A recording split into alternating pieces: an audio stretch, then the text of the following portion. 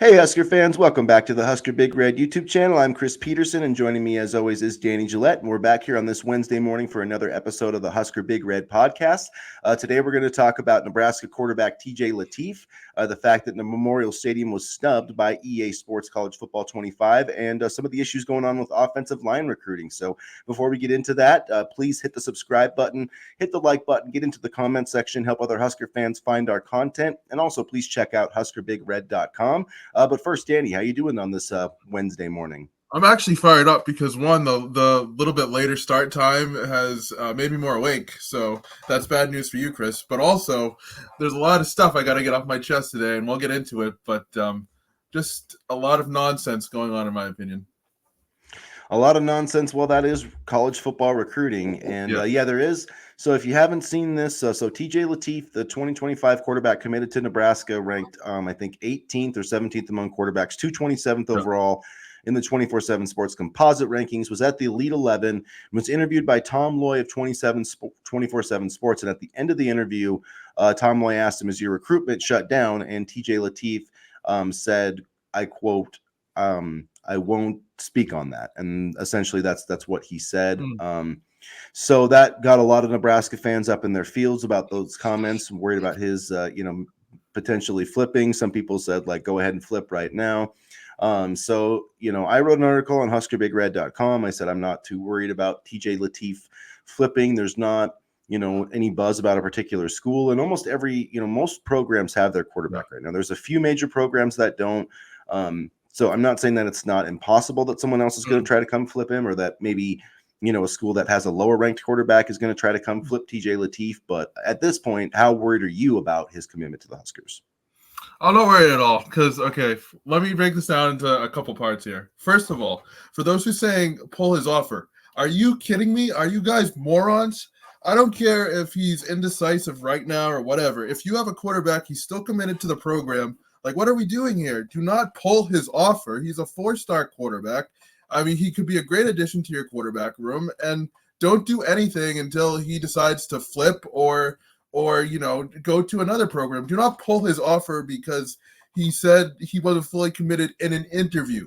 It's an interview. If he told the coaching staff, hey, maybe I'm not so interested, or, if the coaching staff had an issue with his, verbal commitment, then maybe pull his offer, but don't pull his offer because he answered a question in an interview. And so many people are getting so upset about his answer. I mean, he's an 18-year-old kid who's trying to figure out his way, trying to figure out, the benefits of playing for different college football programs, but don't pull his offer if you already have him committed. Like, I don't know, like, what are we doing here? Like, he was asked a question. It was kind of like I don't want to say on the spot question, but it was a tough question to answer, and he answered it. So I wouldn't be worried about his commitment yet. I mean, maybe if this was something he said over the course of the fall, then maybe I'd be a little bit worried, but I'm not worried right now. Yeah, I mean, I wouldn't be, the people saying to pull his offer, I mean, that's just ridiculous. And, look, sometimes kids just, he did an interview, he answered a question. There's probably other schools that are trying to recruit him. Maybe he's, reciprocating that interest a little bit. I have no idea. I haven't heard any buzz. There hasn't been any reporting from anybody who said that. And generally, we kind of hear those things, especially if, someone's at the, teams that are at the Elite 11 trying to flip the kid or whatever. Quite honestly, could you blame him for, keeping it, could you blame any prospect from keeping their recruitment open? I mean, you want him fully committed to this program, sure, but at the same time, you have a bunch of things being thrown at you from a bunch of programs. Wouldn't you want to keep their options open? I mean, it's hard not to these days. Cash is being thrown around, NIL deals are being thrown around. So I'd honestly be more worried in today's day and age if somebody said their recruitment is completely shut. And honestly, I'm not, at the end of the day, even if Nebraska did lose TJ Lateet, I don't think it's like a program crushing blow, because at the end of the day, it's either going to be either TJ Lateet or Daniel Kalen's going to start after Dylan Raiola. There's not two quarterback jobs. So one of those guys isn't going to be here. I mean, that's just how, maybe Nebraska can figure out a way to keep players better than any other program in history. And they've done a pretty good job so far. I'm not doubting Matt Rule's ability to do that, but TJ Lateet doesn't seem like he wants to sit on the bench for 3 years and wait for Dan. I mean, I don't play. And I don't blame him. That's just not realistic. So, I mean, to be honest, that's why I've been talking. I think 2026 quarterback recruiting is more important than 2025, which is why I am a little disappointed in where Nebraska stands right now, because the best quarterbacks are coming off the board. And you don't want to be in a situation like they were in 2025, where, it was February and they had to try to get on board with TJ Lateef, and they recruited him the hardest. And that's why they got him, I believe. And we'll see if that continues. But, this isn't anything new to Matt Rule and company. This happened to them. They had two, blue chip players flipped last year late in the cycle in, Keywan Lacey and Carlon Jones. So they know as well as any of these power programs that you have to recruit these kids until signing day. So I don't think that, they're worried, and all these people were like, "Oh, Coach Rule's got to get on the phone with this kid right now." No, he doesn't. No, he doesn't. If TJ Lateef schedules an official visit somewhere this fall, because the recruiting period is going into a dead period now, then sure, I'll be a little bit worried about that. Yeah. But I don't see that happening. And I still, at this point, it would be my prediction that he's going to sign with the Huskers. So much ado about nothing for the most part. Yeah, and for those complaining about all of this, we wouldn't have gotten Dylan Raiola if we had the rules the way that some of you guys want these rules to be had. So two can play at this game. Let's remember that as well. Yeah, I mentioned that in my article too. Nebraska fans should know this as well as anybody. I mean, if Georgia can lose the top-ranked quarterback in the country, Nebraska could potentially lose their guy. You have to. It's like your current roster. You always have to be recruiting those guys. So, but yeah, let's get TJ Lateef on campus for that July cookout. Then maybe that'll make everybody feel better. But so to answer your question, I'm not worried yet. I would be more worried if you said something in the fall. But I mean, I'm not worried yet. I mean, it's the waiting game. It's the long game, and I think this coaching staff is prepared to play it. Yeah, and like I said, if he takes a visit somewhere else, that's when the concern level gets raised. If that doesn't, until he steps foot on someone else's campus, I'm not worried about him flipping. And it's not. What's the point of worrying about it? Like, yes, I understand it's worth information talking about it, and we're talking about it right now. It's also, the middle of June. There's not a lot happening. So I think that's also why this is kind of blowing up. We're in this dead, period. And plus there's been, kind of some negative trends for Nebraska with O-line recruiting and some of these other, like Dawson Merritt and yada, yada. So I think Nebraska fans are getting a little bit restless, and, it would be nice maybe if a commitment was coming here at some point in the near future. But I did want to, before we get to the Memorial Stadium thing, I did want to address some of the myths, the O-line, because I've seen people really freaking out about this too. Being like, "Oh, why does Dylan Raiola still have a job?" and blah blah blah. And, Donovan, Donovan, you said Dylan. Yeah, sorry, Donovan Raiola. I get him mixed up there. Yeah, Donovan Raiola, excuse me. So at any rate, on Tuesday we had John Mills, or basically on Monday this happened. John Mills, after the show that we did on Monday, John Mills committed to Texas. Douglas Utu committed to Tennessee. Brian Tapu committed to Oregon State over the weekend. So a number of targets coming off the board. Broderick Scholl recently committed to Auburn. David Sanders looks like he's going to Tennessee or Ohio State. So the offensive line board definitely thinning out. It was that SJ Cefalatuli was another top 100. Bishop Gorman guy just got a projection to Miami. You guys, if you're familiar with recruiting, you know who I'm talking about. I butchered his name a little bit. But at any rate, those are a lot of the top targets. And so some people are really, kind of freaking out about offensive line recruiting. And I understand it. The board is a little thin, but they did land 10 commitments over the last two classes. They landed 2 blue chips last year. So I think we need to keep that in perspective when we're talking about O-line recruiting. And there's still some quality guys on the board, but at this point, Sean Hammerbeck, the offensive tackle from South Dakota, like they really got to get that guy done. He took an official visit during the last one with Brian Tapu, and things I think are trending in the right direction. They're battling Kansas State. So, as long as they get him and a couple other guys, I'm not too worried. I think there's still plenty of time to even expand the board if needed. Yeah, I'm not worried. And everybody's saying fire Donovan Raiola and the sky is falling. Like, it's not falling. Had we not done the legwork that we did last year over the course of the, couple cycles, then I would be a little bit worried. But, we've done a good job of addressing the offensive line. And, Raiola, I thought, did a much better job, coaching the offensive line. So I'm not worried at all.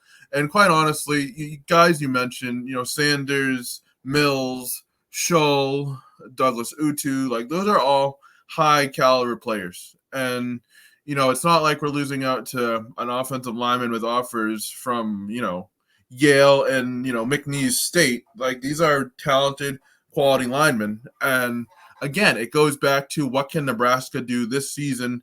What can the offensive line, show this season in order to make some of these recruits change their minds? And, I'm not worried. I'm not worried because of the base of, commitments that Nebraska landed last year. They have a lot of linemen in the stable. Sure, it would have been nice to land some of these bigger names, but I mean, I'm not surprised. We have to get to a level where we can be put into the conversation with some of these top programs. Don't fire Donovan Raiola. The sky is not falling. I mean, we have depth from last year. I really don't see the panic. Sure, the board is thinning out a bit. Sure, it would have been nice to land these guys. And I think, honestly, with all these reports from us and other news sources, there's this expectation that Nebraska's in on every guy, that they have a good shot with every guy. And, even when we report that we have that Nebraska has a good shot at somebody, it doesn't always necessarily mean that we're going to land him. But, I think Nebraska is very much in these conversations to land some of the top recruits, and that doesn't always mean a commitment. So I think that has to be, put into perspective as well. I'm not worried. I mean, sure, a lot of things have not gone our way on the recruiting trail, but quite honestly, I expected it. Until Nebraska can start winning and, putting consistent seasons together, or even start winning this season, then I think we're going to lose out on a couple more of these battles. But, like I said on Monday, I'd rather us try to, land these guys than not try at all. And that's been a motto that this coaching staff has used throughout the recruiting process for several of these guys. Yeah, and it was always going to be a smaller offensive line class. I don't see him taking 6. I mean, the talk overall, I mean, right now it seems like Matt Rule is like giving a finger to all this talk about the roster limits. Like he's just trying to add as many players as possible. I think Nebraska has like 80 freshmen or 79 freshmen on their roster, which is insane. It is insane. I'm assuming that it includes redshirt freshmen, because I don't know how they I didn't check out that number. I'm not sure how they get to that without redshirt freshmen, but at any rate, there was talk that this recruiting class is only going to sign like 20 players. So, I mean, there's not really room for like a huge offensive line class. Right. So, I think it is, you do want to land, some top talent, but there's plenty of time. It's June. There's 6 months to go. And, I think, like I said, you really have to focus in on the 2 targets that they just had. There's another guy that's a 3-star. I'm blanking on his name.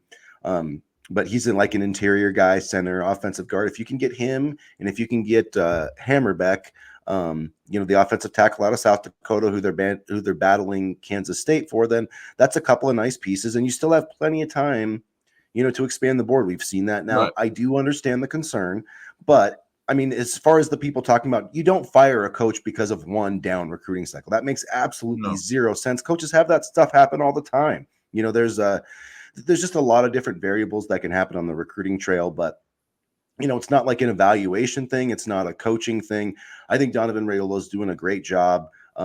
They just missed on a couple of recruitments, but he just landed a top 100 guy in Grant Bricks and another top 200 guy in Preston Tamu in the last cycle. So let's just calm down a little bit. Yeah. The other guy I was talking about is Houston Kahana Torres. I have no idea if that's right, but he's out of Honolulu. Yep.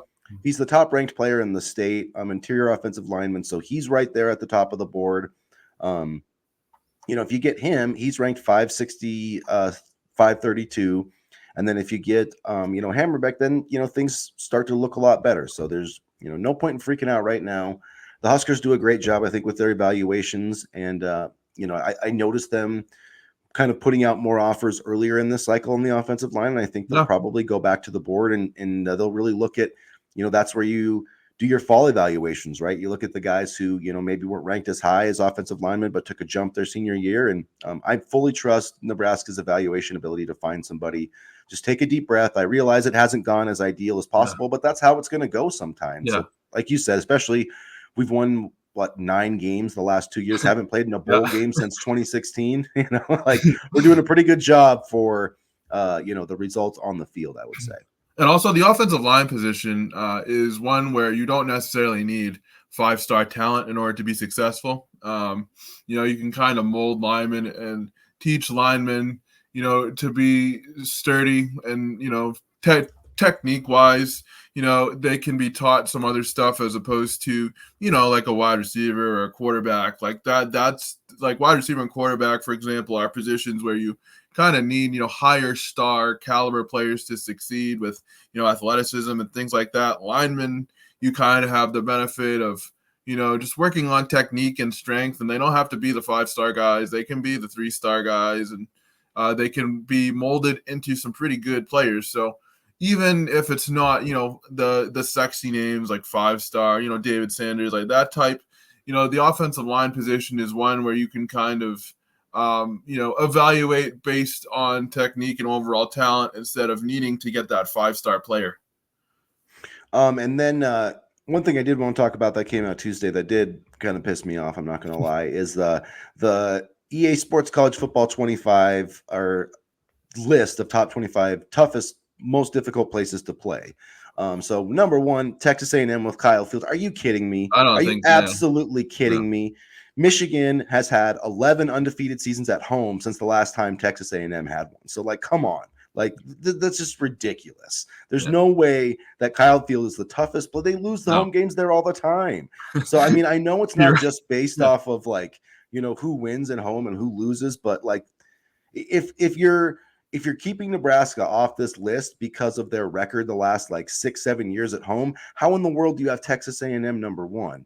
And it just – like, I get Nebraska not being in the top 10, but South Carolina being above them, Virginia Tech, Utah, Iowa, Michigan State, Arkansas, Boise State. Are you kidding me? Boise. You're going to tell me that it's harder to win at Boise State Stadium than Lincoln Memorial Stadium? Like, come on. It's just Virginia Tech is tough to play. I do agree with Virginia Tech, but I mean, I agree with that. Yeah, I agree with that, but I'm not sure I would take it over Memorial Stadium. Like, I get it, but like, they haven't had that much success over the last, like, decade or so. I mean, it's been a long time since Beamer Ball was running the show there. So it's like, do we get credit for the Tom Osborne era when we literally had, I mean, there was a time where I think the win streak was like 7, almost like a decade that Nebraska didn't lose a home game before Major Applewhite and the Longhorns beat us. So I don't know. I just don't see how Nebraska's not in the top 25. I think that's a pretty major snub.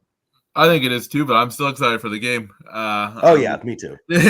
I'm excited for the game, and I'm excited. Let's see, it's about 23 days away or so. So, because I'm not getting the Madden in the deluxe version, I refuse to give my money to anything associated with Madden for the foreseeable future until they actually prove that they can put together a good game. Granted, it looks a little bit better now that they have competition with NCAA, but I'm just playing NCAA all fall.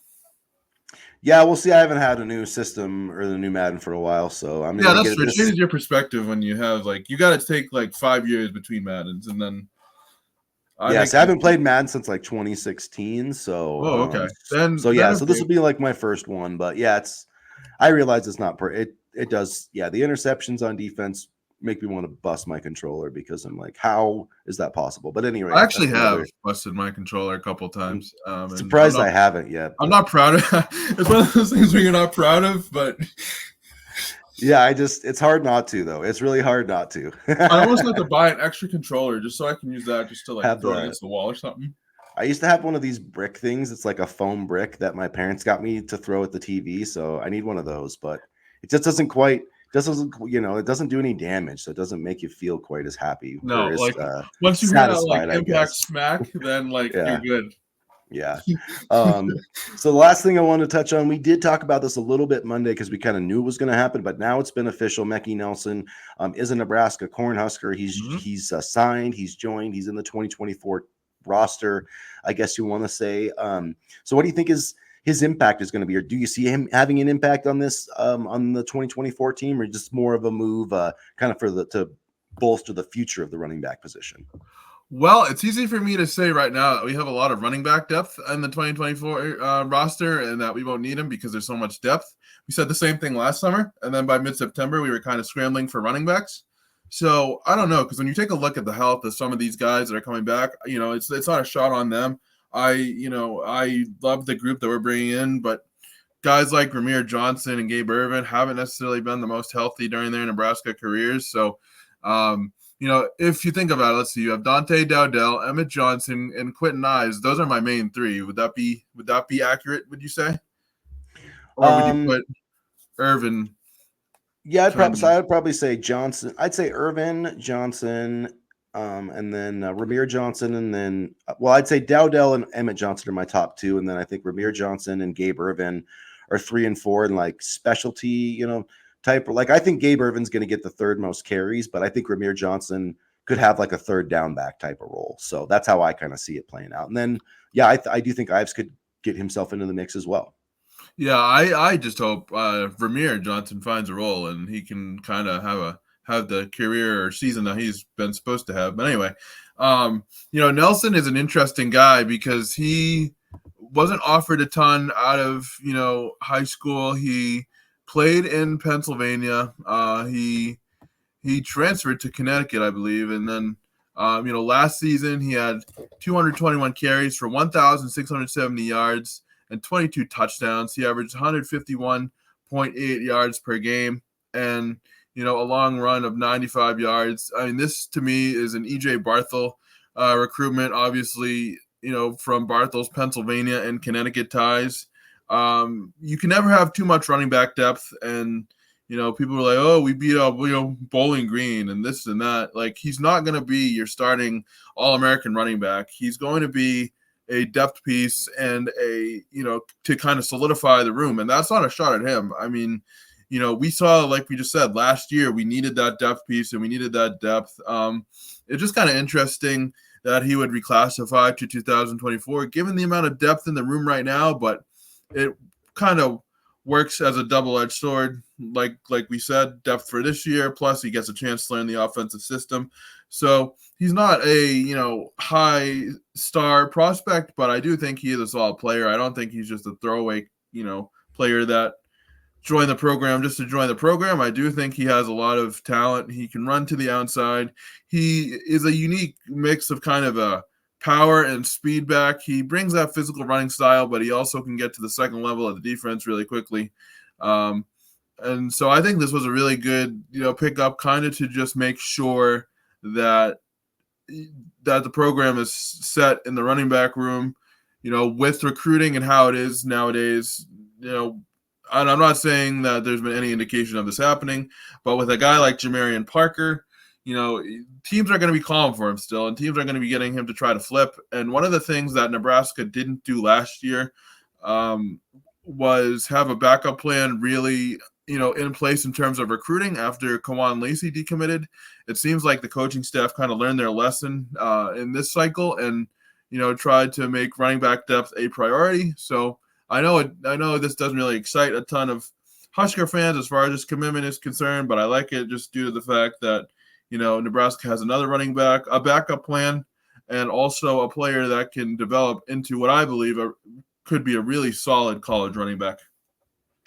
Yeah, I mean, it's always interesting because we get caught up in these recruiting rankings and things like that. But, last year looking at this roster, when they added James Williams, I never would have thought that, hey, this guy's going to come in and make an impact. But by midseason, he did. And so sometimes, we get, like I said, we get caught up too much in rankings or whatever. This guy had 1,600 yards rushing last season. That's I don't care what level you're playing at. If you're playing Pee Wee football, that's impressive.